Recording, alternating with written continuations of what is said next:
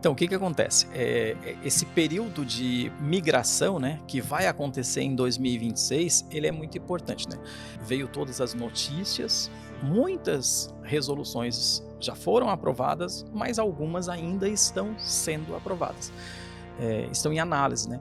Então, o que vai acontecer?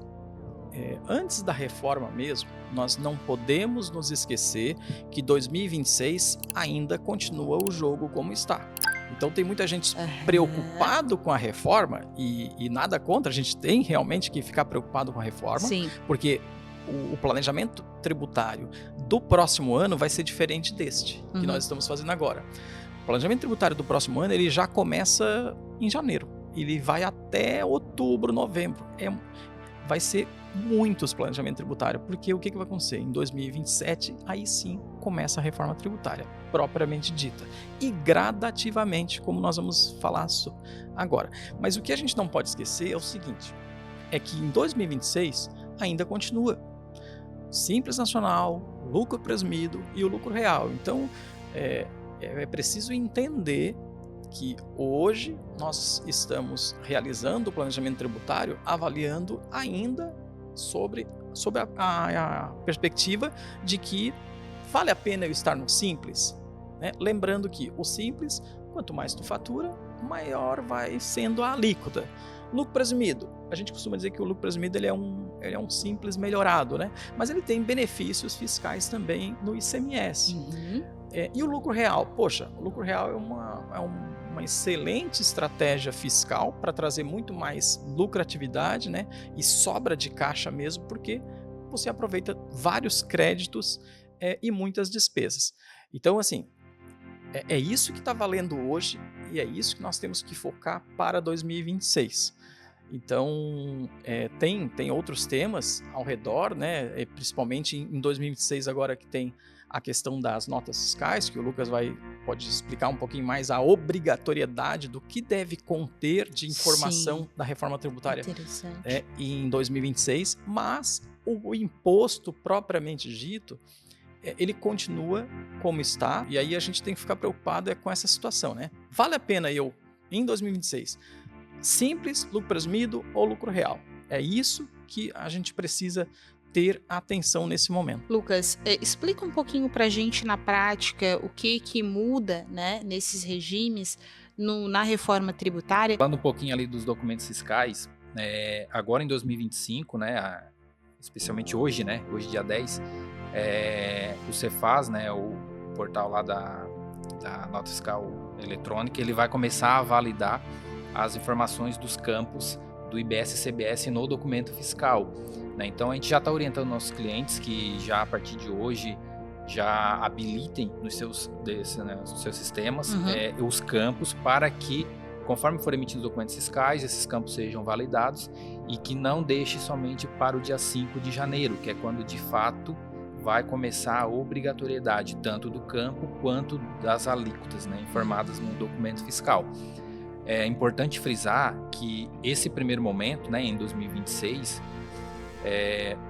os valores lá informados no documento fiscal, né, de IBS e CBS, eles são apenas informativos. Então não vai gerar para a empresa um débito daquele imposto a pagar ou a recolher. Então ele não vai ter essa obrigatoriedade, é somente informativo.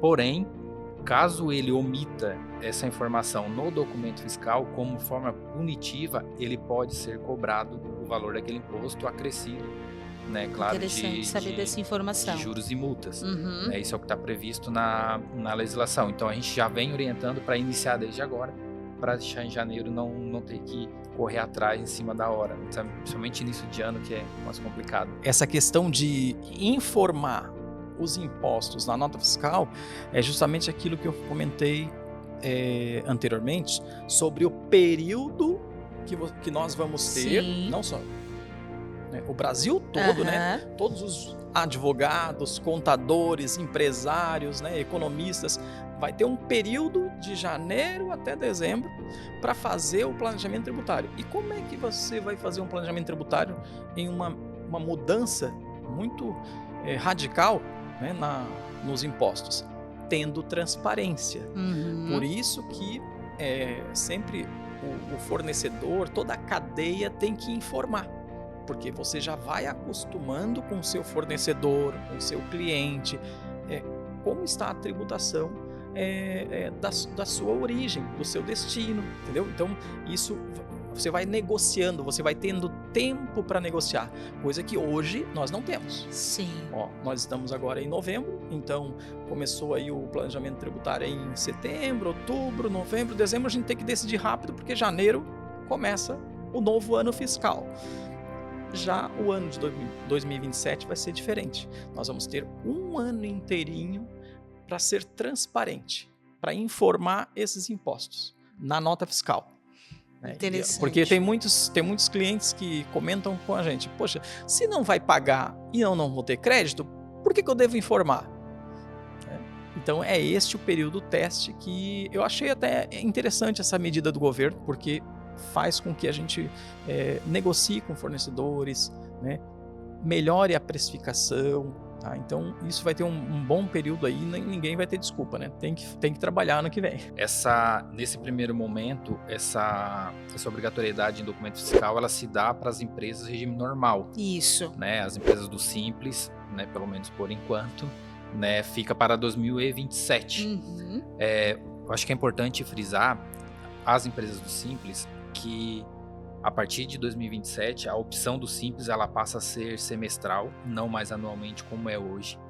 E o pedido, né, de opção, ela deve ser feito no decorrer do ano. Então, ano que vem, as empresas já têm que se anteciparem, né, em relação a isso. O pedido do Simples ele já se inicia, salvo engano meu, se eu não me engano, é em setembro.